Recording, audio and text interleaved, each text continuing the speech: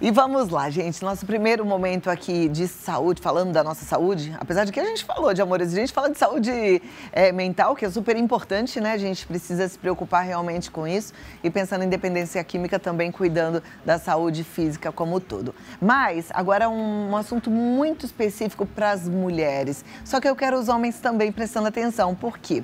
Quando a gente chega nessa fase do climatério, depois entra na menopausa, às vezes a gente não tem o apoio que a gente precisa, porque os homens precisam entender também o que é que está acontecendo. Não é só uma mulher à beira de um ataque de nervos, não. A menopausa a gente vai chegar a qualquer hora para todas as mulheres, né? E aí, umas têm sintomas mais desagradáveis que outras. As ondas de calor, o ressecamento vaginal, as mudanças de humor.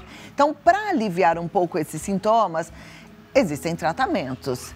E a gente vai conversar sobre eles, tá? Existe a reposição hormonal, que é um tratamento eficaz, e a gente precisa entender como é que hoje a medicina encara tudo isso, porque tem gente que ainda fica assim, no antigo pensamento e tem muito medo de reposição hormonal e nunca mais visitou o médico.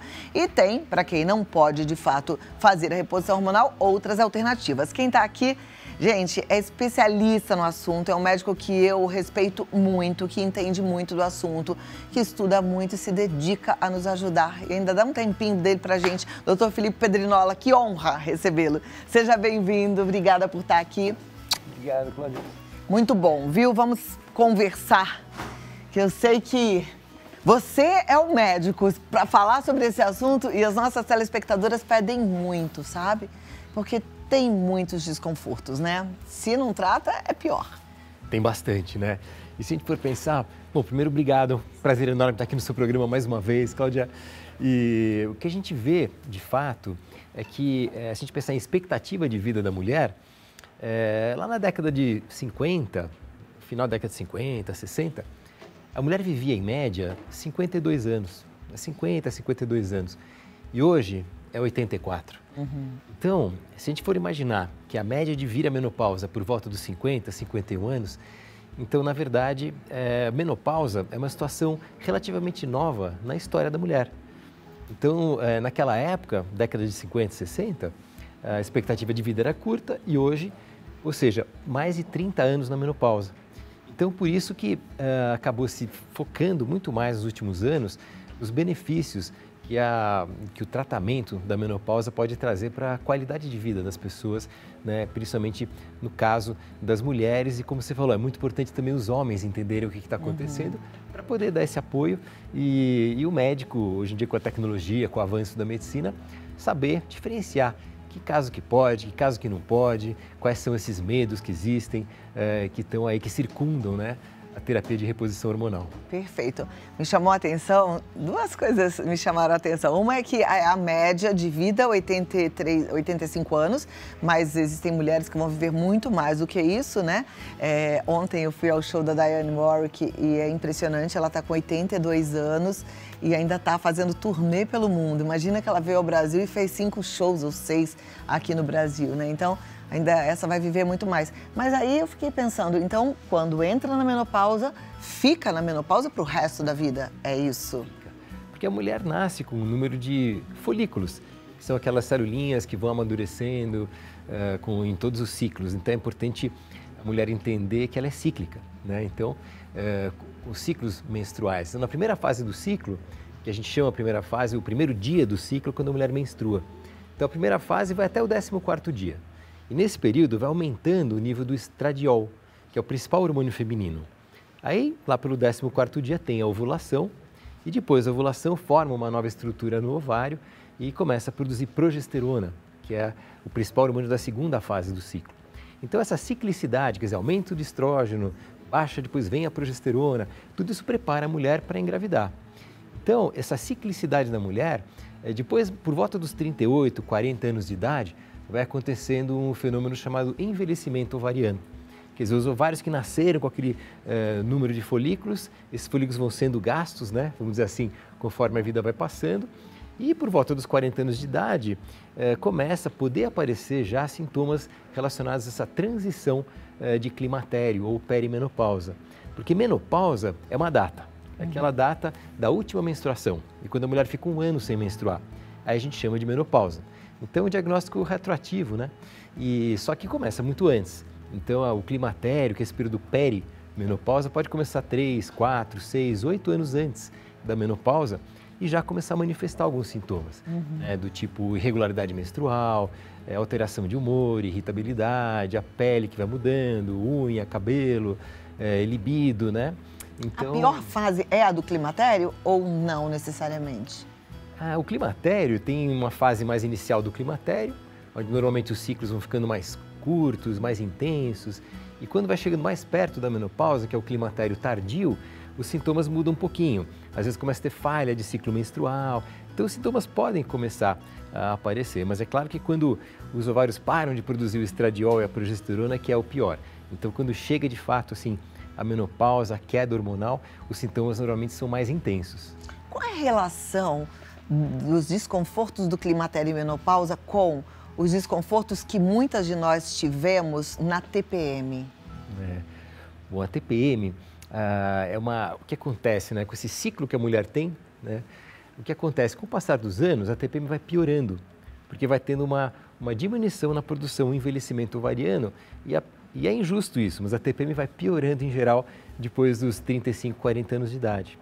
Então, algumas mulheres têm mais, algumas têm menos, e isso é um pouco imprevisível, mas existe tratamento para isso. Mas é por conta de alguma baixa hormonal também? É, por esse desequilíbrio entre o estrógeno e a progesterona, essa ciclicidade. Porque o desconforto, pelo menos emocional, é muito parecido, né? Eu que já vivi o climatério, hoje eu estou na menopausa, não tenho mais esse desconforto, porque eu faço reposição hormonal, então tá tudo ok. Mas eu me lembrei muito, assim, porque é a mesma sensação de horror, né, gente? Porque é um horror, não sei nem falar pra vocês o que é, mas é uma sensação de querer, né, é parecido em alguns aspectos, né? Irritabilidade, né, compulsão alimentar, vontade de comer doce, né? Mas na menopausa é um pouquinho diferente, porque é a queda hormonal mesmo, né? Então, alguns aspectos, tipo calores noturnos, aqueles famosos fogachos, diminuição da libido, ressecamento íntimo para namorar. Então, isso são coisas que não acontecem na TPM. Então, são sintomas um pouco parecidos, mas também bastante diferentes. E que isso vai refletir muito mais a queda hormonal do que a oscilação hormonal que acontece quando a mulher está tendo o ciclo menstrual ainda, né? Perfeito. Bom, depois que a gente entrou na menopausa, a gente vai ficar menopausado para sempre, como você disse. Mas esses sintomas serão os mesmos para sempre se a pessoa tem o desconforto e não faz nada? Não, assim, é claro que os sintomas podem, por exemplo, fogachos, que 80% das mulheres têm, pode demorar 7, 8 anos tendo fogacho se não tratar, né? Mas normalmente existe uma tendência desses sintomas agudos, daí a gente tem que diferenciar.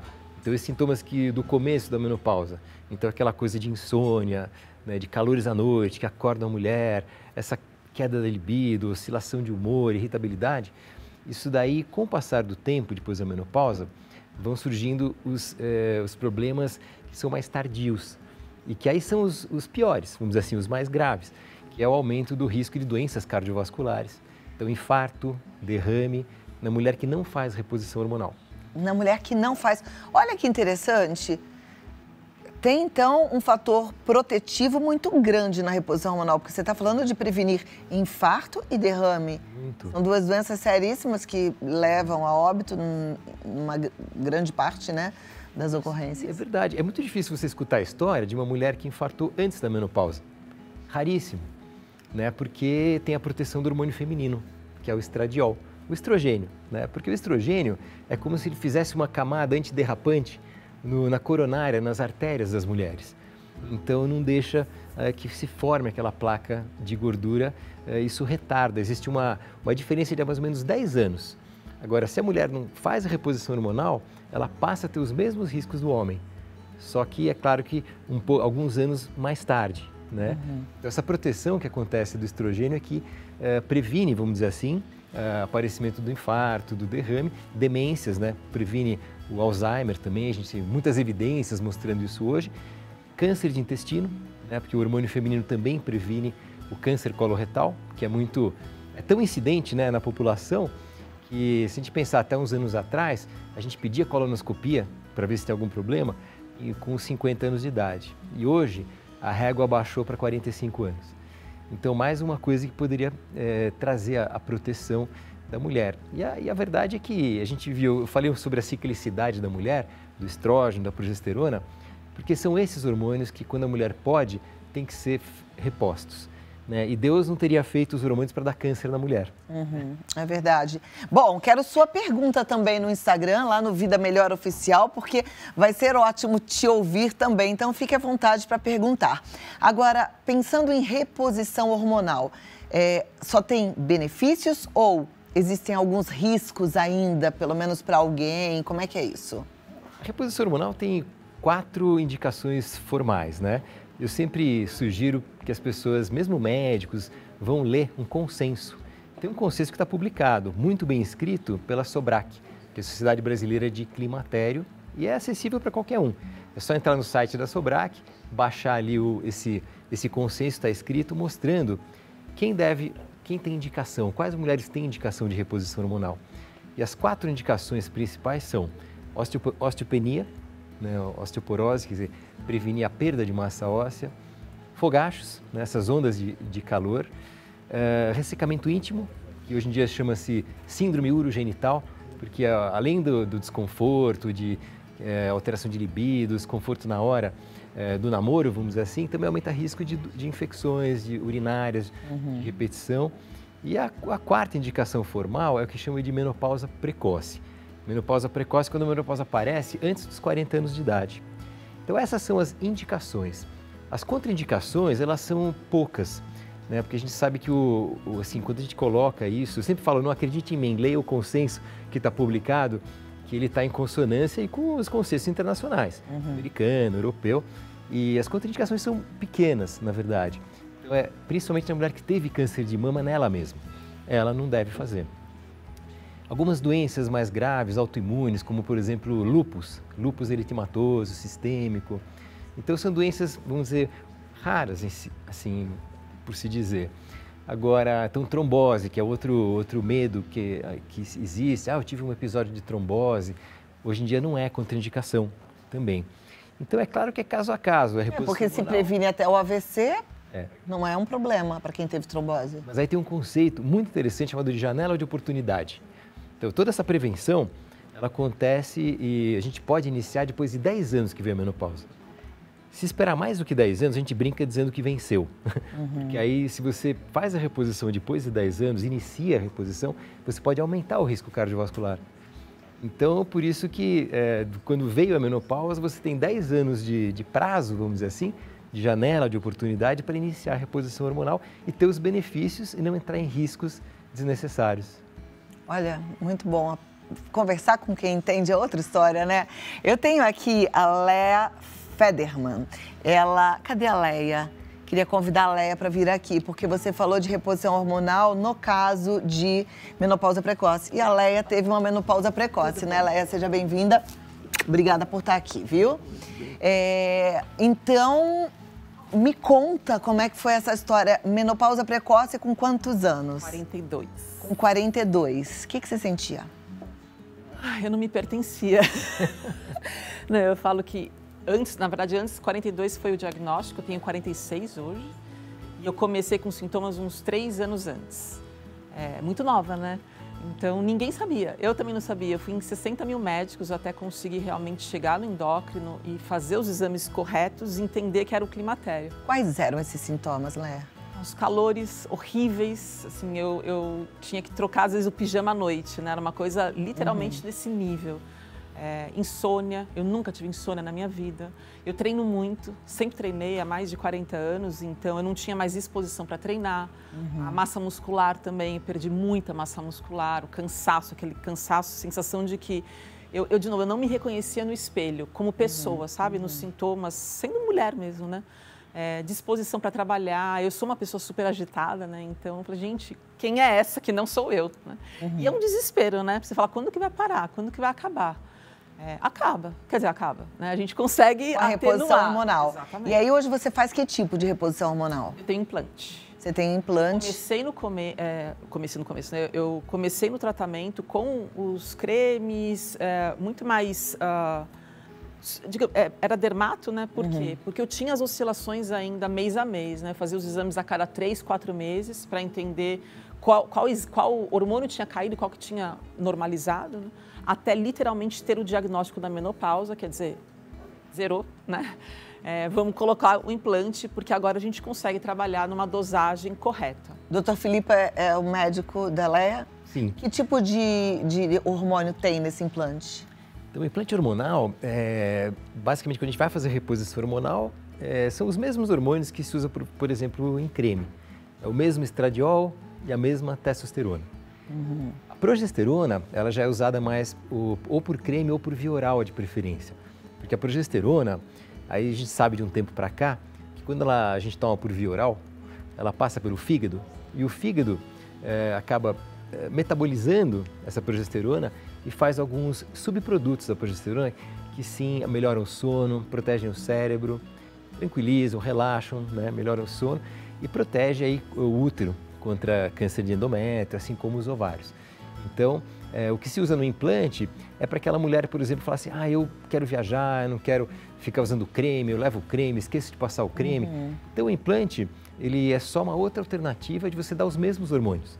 Então você coloca embaixo da pele, no tecido subcutâneo e dura, tem vários tipos, né? Tem o implante absorvível, tem aquele que não é não absorvível, tem o que dura 6 meses, tem o que dura 1 ano. Então a composição, né, o quanto você vai colocar de cada hormônio é absolutamente individualizado para cada pessoa. Quando a gente fala de hormônio, a gente sempre vai do menos para o mais, né? Que é muito mais fácil você coloca, ou você dá o creme, ou coloca o implante, aí você pede os exames. E claro que a clínica é mais importante ainda, ver como que a mulher está se sentindo.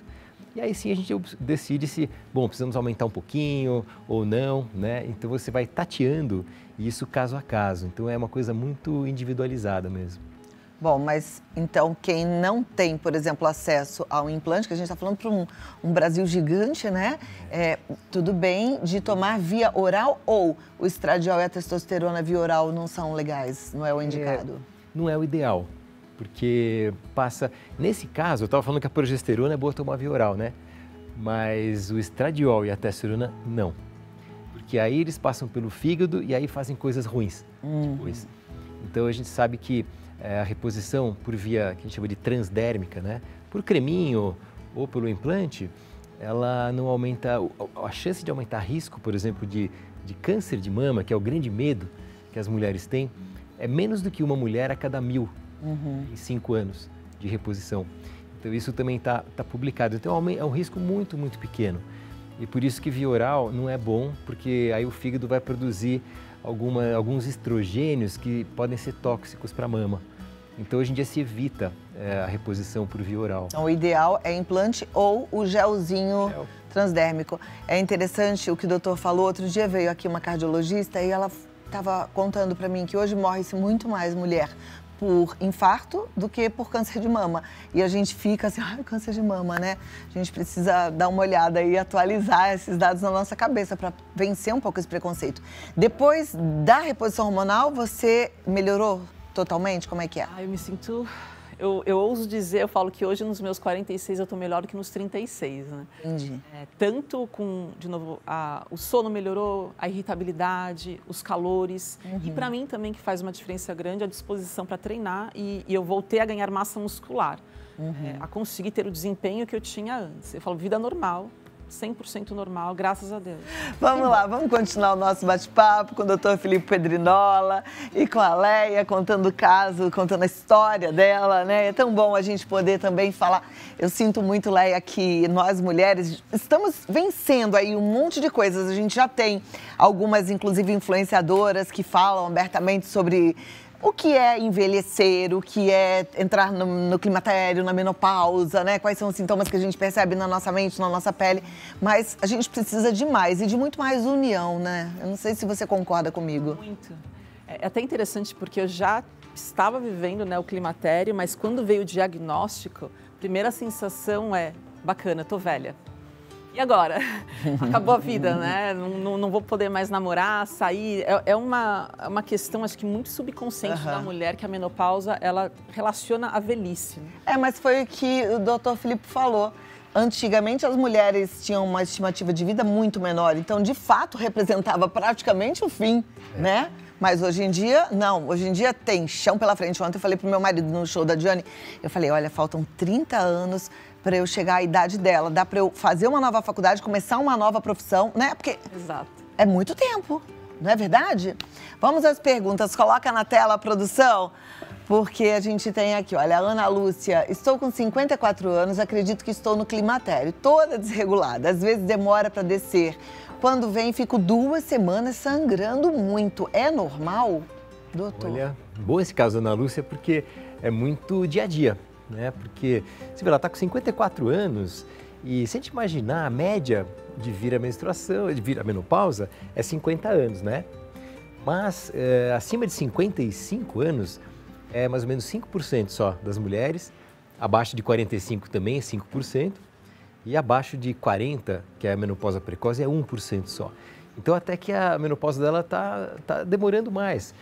Isso tem até um aspecto positivo. Mas nesse momento, muitas vezes, o que acontece? Tem mais estrogênio do que progesterona. E às vezes, de forma errada, até muito médico vai falar, ah, não, você está aí, vamos dar estrogênio. E existe uma predominância até de estrogênio. Então, por isso que é importante, no caso dela, que tem muito fluxo, sangramento, sensibilidade na mama, é uma característica do período de climatério inicial que pode ser uma relatividade aí de mais estrógeno do que progesterona. Então, às vezes, nesse período inicial, não se usa da estrogênio, senão você vai até piorar os sintomas. Né? Então, por isso que é caso a caso. E às vezes, no caso dela, nem precisa começar nenhum tipo de hormônio, ou então só uma dose baixa de progesterona, por exemplo. Né? Ou então alguns outros medicamentos sintomáticos, ou mudança de estilo de vida. E é normal que ela sangre muito por 2 semanas seguidas? Pode acontecer, justamente, talvez, no caso dela, a gente teria que fazer o quê? Um ultrassom transvaginal, para ver se ela tem um útero normal. Ou, de repente, esse útero está grande, ele tem uma coisa, mioma, ou adenomiose, que é uma outra, que aumenta muito o sangramento. Então, é importante ver qual é a situação anatômica dela, do ponto de vista de útero, e dosar os hormônios para ver e qual que tá, para qual seria, mas realmente acontece, é bastante frequente, mas tem que investigar. Tá joia. Ó, a Franciane Castelhano. Tenho 45 anos com suspeita de menopausa precoce e já tenho receio de fazer reposição hormonal porque tenho tendência a engordar. Tem alguma relação, doutor? É ótima essa pergunta, né? Bom, menopausa precoce só abaixo dos 40. Então, ela está com 45, tá, né? Então, nem é menopausa precoce, né? É um pouco na idade mesmo. Abaixo da média, né? Tá. Mas você está naquele 5%. Mas, assim, essa coisa é um mito, né? De que a reposição hormonal engorda. Pelo contrário, né? Claro que quando feito com o hormônio certo, né? Quando se usava antigamente, eram estrogênios extraídos de urina de égua prenha, né? Eita! Então, esse era usado os estrogênios conjugados, que não são estrogênios chamados de isomoleculares ou iguais ao que a mulher produz, que não são mais utilizados ou não deveriam ser mais utilizados hoje e que pode, de fato, aumentar o peso. Hoje não, se você dá o mesmo hormônio que a mulher produz, que é o estradiol é que faz com que a mulher seja aquela forma perinha, né? O homem já é a maçã, né? Então, ele que dá esse formato, então ele que ajuda a não engordar. Inclusive, o estradiol tem o efeito até de diminuir o apetite e de melhorar o metabolismo. Então, é o contrário. Então, a reposição hormonal, desde que bem feita, até ajuda a manter o shape melhor. A gente repara que na menopausa, digo a gente, nós mulheres, que é uma reclamação que todas temos, que a gente fica com bração e a gente vai ficando quadrada, assim, vai perdendo aquela cinturinha. É por quê? Pela falta do estrógeno. Ah, é? Então, o estrógeno que dá o formato da mulher perinha, né? Quando ele vai embora, daí ele começa a acumular gordura na barriga, no braço, no tronco. Então, a cintura vai deixando de existir, vai ficando mais larguinha, né? Por isso que a reposição hormonal, quando puder, né, se fazer, realmente melhora muito essa silhueta da mulher. Perfeito. Adorei saber disso, hein, gente? Franciane, obrigada pela sua pergunta. A Solange Martins diz, minha menstruação parou aos 35 anos, não fiz reposição hormonal. O que pode acontecer comigo? Já aos 35 anos tem que tomar um cuidado especial. É uma daquelas indicações formais que está escrito lá no consenso, é menopausa precoce, abaixo dos 40. Por quê? Porque fica muitos anos numa situação que a gente chama de hipoestrogenismo. Então, durante muitos e muitos anos, com estrógeno baixo. Então, isso aumenta o risco de osteoporose, aumenta riscos inclusive de saúde mental, né? Aumenta o risco de demência, perda de massa muscular, toda essa parte de sexualidade, pele, unha, cabelo. Então, acaba sendo, inclusive, o risco maior de câncer coloretal. E aumento de risco de doenças cardiovasculares, como a gente falou no começo. Então, nesse caso, é uma indicação formal de fazer reposição hormonal, desde que ela não tenha nenhuma contraindicação que a gente tinha comentado. E aí será que perdeu a janela ou ela poderia fazer essa reposição até quantos anos? Ela não diz quantos anos ela tem hoje, né? Se ela teve com 35, até os 45, ela está dentro da janela de oportunidade. Tá joia. Queria ter a tarde inteira para conversar, mas você viu que a pressão aqui foi grande hoje, né? Então, estouramos o tempo, mas volte o quanto antes, porque é sempre uma alegria te receber. Leia, muito obrigada também por vir compartilhar um pouco a sua experiência com a gente. É tão bom, né? Quando vem alguém também conta um pouco sua própria história. Dr. Filippo Pedrinola está no www.filippo, com i, 2 P's, filippopedrinola.com.br. Se você quiser marcar já uma consulta, é no 11 30 78 0124 e o Instagram é @drfilippopedrinola, tá bom? Segue lá, porque se tem um Instagram que eu gosto de acompanhar é o Dr. Filippo, porque tem muita informação e sempre muito úteis para todas nós. Muito obrigada e até a próxima. Uma alegria te receber, viu? Obrigada, Leia. Tchau, tchau. Muito bom te receber também.